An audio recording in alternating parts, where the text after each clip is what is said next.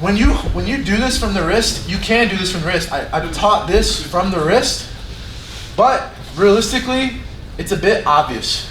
I don't know if that makes sense. Like, me trying to grab his wrist to pull it out is a very different thing than him grabbing my wrist. Why? He thinks he's the offensive man right now. Does it make sense? Okay, so it's kind of a bit of a fill. So grabbing his wrist is not wrong to do this. It's just a bit more difficult. In my opinion, a lot less slick.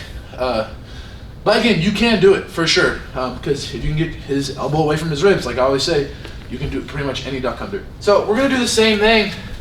I get in, I grab his wrist, but now we're gonna fake to a single leg, okay?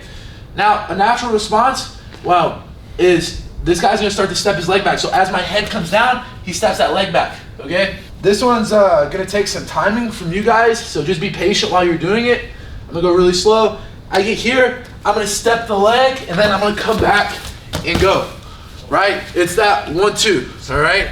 This is the stuff where if I get really good at cutting his body in half, if I get really good at faking to one side and attacking the other, that's when the takedowns start to look really pretty. Because sometimes you're not gonna be able to just straight up do this, okay? You also have the option where you don't come back up to the head. So you can just leave the head.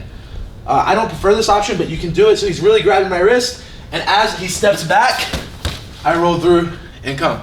The reason I don't like this one is because he has the ability to posture up more, but if he does sprawl, it's gonna be really slick. So this time, as I go, I just want you to try to go to both your knees and sprawl. I got you. So I get here, I go.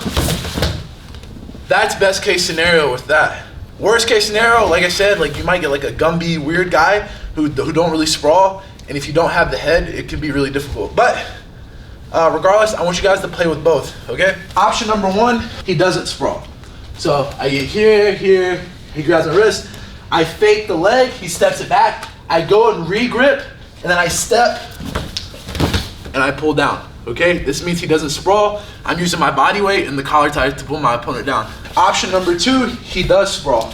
So I'm here, I fake, and I go. I go here, I fake, he steps back, go.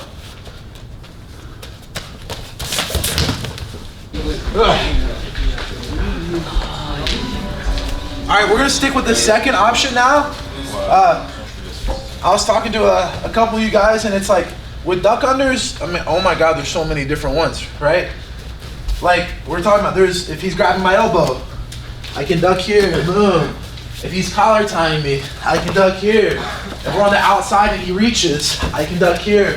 There's a million different ways to do a duck under, but you just kind of gotta find what feels good for you. Like, I never do this duck under. Like, the basic one, I never do it. It just feels super uncomfortable to me, but some people love it, okay? So, we're gonna stick with the second option now, because realistically, lots of guys are gonna sprawl, okay? The reason they're gonna sprawl is grab my wrist, if AJ doesn't sprawl, so don't sprawl, when I fake, I'm just gonna take the leg.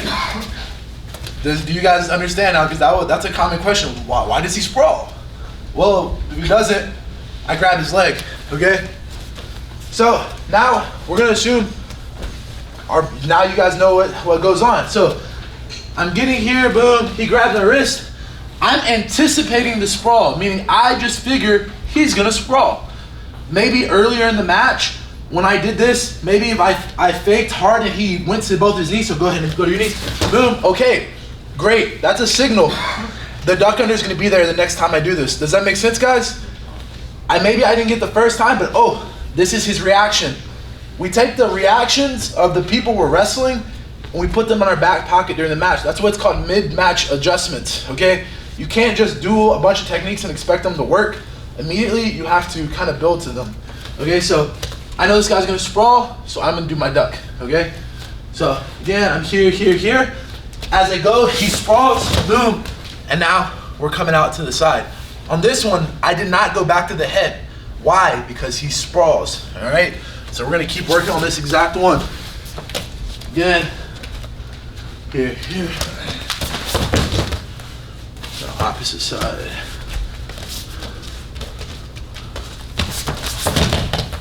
All right, guys, so that's it for the technique.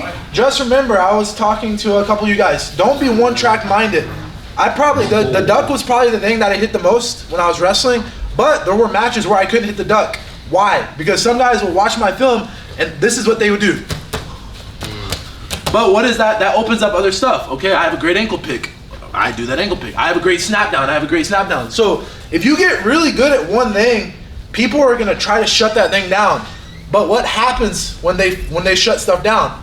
They open up other stuff. So don't be one-track minded in a match. Just because you learn duck unders and just because you get good at duck unders doesn't mean it's always going to be there. But if that's not there, something else is. Does it make sense? All right, let's get some water. We're going to do some situationals on 3. 1, 2, 3. Take about a minute break here.